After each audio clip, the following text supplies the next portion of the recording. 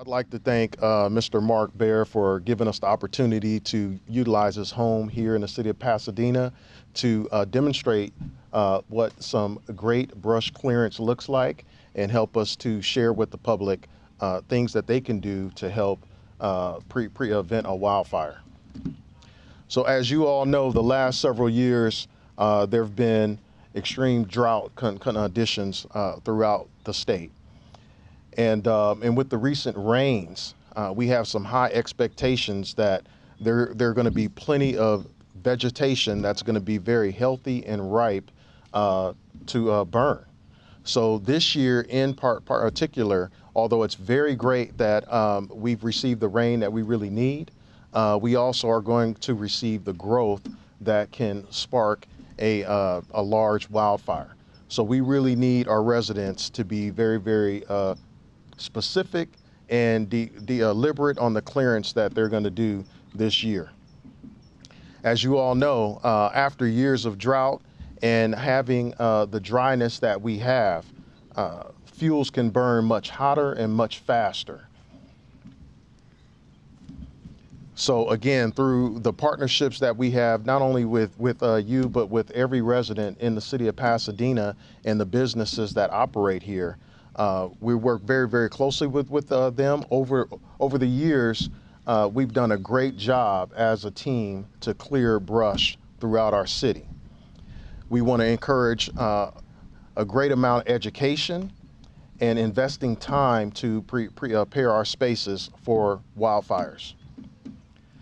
When clearing brush, we ask that you use great care in operating the equipment, the tools, all the tools and equipment that we're going to use to clear brush. We're asking that you be very careful. It can be very easy to have a spark, or it can be very easy to injure yourself if you're not being careful and focusing on what you're doing. All of the residents that live in high hazard zones will or should receive very soon a letter from our fire marshal and a brochure that gives you many tips and a wealth of information on how to keep the brush clear in your space.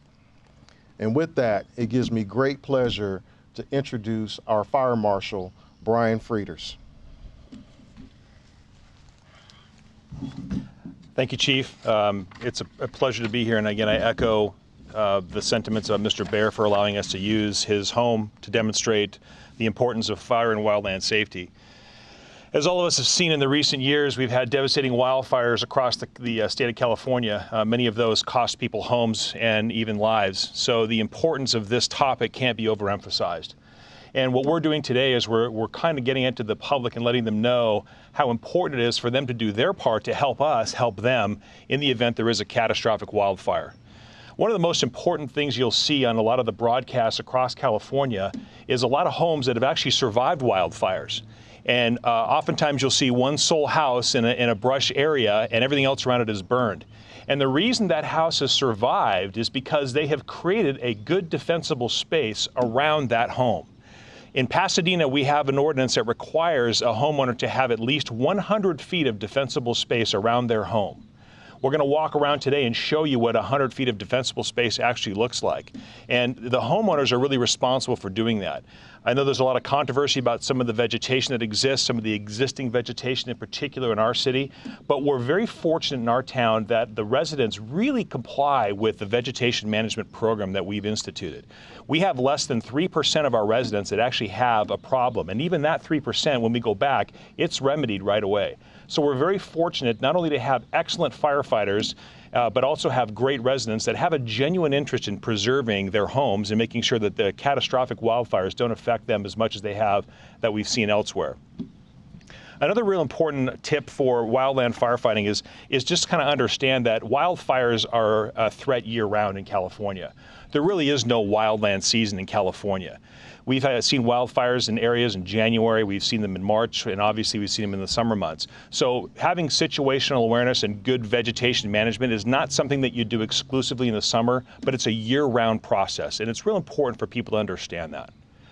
Other than the 100-foot defensible space, some things that residents can do to help promote and prevent the fire from actually getting into the residence is removing debris from around their home, taking 30 or 40 or 50 feet and taking your furniture and moving that away from the home, moving stockpiles of wood, cleaning out rain gutters. A lot of pine needles and duff oftentimes are smoldering fires that remain for days after the wildfire blows through.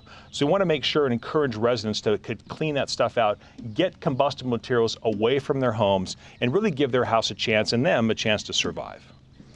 Lastly, the thing I want to talk about is the importance of evacuation. When the fire department issues an order for evacuation, that means that there is an imminent threat to the safety of the residents. And although it could be inconvenient, and although we have a lot of materials and a lot of things and possessions in our homes, by you not evacuating, it creates a bigger problem for us. The fire department is tasked with trying to help you and save your life. And by you complying with those evacuation orders really helps us accomplish that task. Things can be replaced. People can't. At this time, I'd like to turn this over to our engine companies and have them demonstrate what we would do typically when we're doing a vegetation inspection on one of our high hazard areas. Incidentally, in Pasadena, we have over 17,000 residents that are in a high or very high hazard wildland brush zone. So 4,000 of those residents are actually in the very high hazard zone. So the risk in Pasadena is high. But again, because we have excellent firefighters, because we have an excellent vegetation management plan and a very compliant constituency that lives here, we're very fortunate to not have had a catastrophic incident. So at this time, I'd like to turn this over to the engine company and Captain Dominguez, who's going to walk Mr. Bear through what he would normally see in a wildland inspection. Everything looks fantastic. This is exactly what we need to be able to defend your home. So we can take a look over here. Perfect. Thank you. Thank you. Before about this particular tree, I mean, this needs a permit. Can you explain? Yeah, these are oak trees. They're protected here and throughout most of the state. So in order to kind of trim them, you need a permit from the city to be able to trim them. You can see these are done extremely well. And not only that, not only the tree itself, but the foliage down at the bottom, it's been completely cleared up and so forth. And these trees take forever to grow.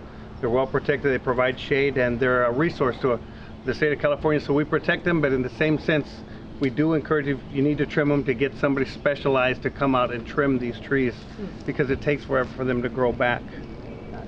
And when you look over, what's your first impression? When we look over, it's tough. Many residents live in homes like this that have a huge drop-off.